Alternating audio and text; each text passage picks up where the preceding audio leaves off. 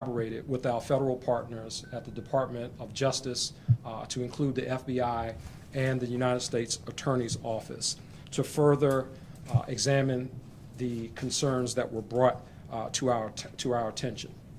Based upon my review of those concerns, I have decided to place one of our members in an administrative leave status. That member is currently in that status as of yesterday. And part of the reason why we have placed the member in that status is, again, based upon my review of what we know so far.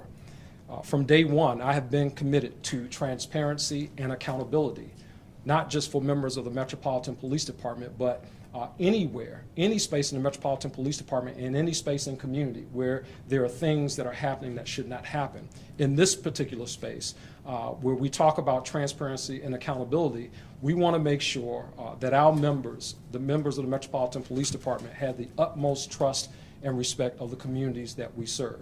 And again, based upon my review of the concerns that have been raised, it was my call to put this member in this current status. Again, I'm very limited in terms of what I can say. I will tell you that it is an ongoing investigation, and we will continue to work through this investigation to see ultimately where that will lead us. Can you tell us the name of this officer? I'm not able to give the name because, again, it is an ongoing investigation. I know that there have been a lot of questions out there about who the member is. It is a member of the Metropolitan Police Department. Can you say whether or not he provided information to the Proud Boys at all? I can't say that right now. Again, anything that I would say any deeper than where we are right now really has the potential to compromise this investigation. Can you say if it's anything to do with racial? It has to do with concerning actions of our member. I can't, any and everything is on the table at this point, so I wouldn't narrow it to any one thing. The concerns that were brought to our attention, again, were serious enough for us to collaborate with our federal partners. Chief, can you say if this officer provided intelligence to help the Proud Boys or Oath Keepers for the January 6th insurrection? I can't say that. I don't know that to be fact. Did the FBI raid an officer's home today or yesterday? That's not or recently? That's not accurate. Is the Justice Department's involvement in this related to the January 6th investigation they have ongoing? We are looking at all of that. Nothing is off the table right now. Again, I think it's important for us, again, to be transparent in what we do and how we do it.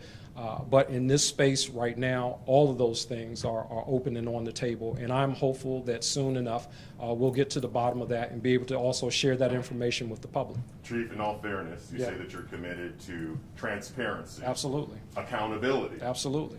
People watching this will say, okay, well, if the chief says that's what he is committed to, why not release the name of the officer? Why not tell us if this officer is allegedly connected to white supremacist organizations such as the Proud Boys or Oath Keepers? Why not just put it all out? Because I should know that as fact, and I don't know that that is a fact just yet. Again, when the concerns were brought to my attention, it was my call to put this member off of our roles in an administrative leave capacity. It was my call to do that. That was not a request from federal government or any of that stuff. So again, I'm hopeful that as we progress through this investigation and really get to the bottom of it, all of that information should be very open for the public to review. I don't have enough facts to put out there.